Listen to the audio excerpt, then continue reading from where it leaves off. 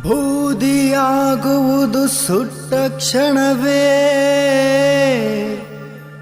ಗುರ್ತಿಸಳು ನಿನ್ನ ತಾಯಿ.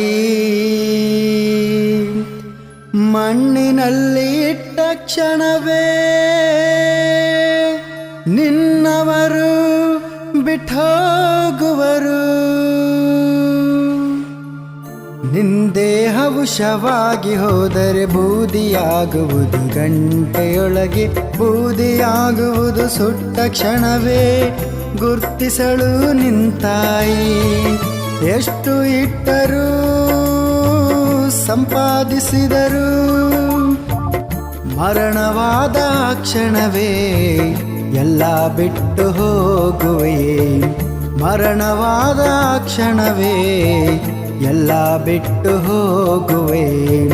ನಿಂದೆ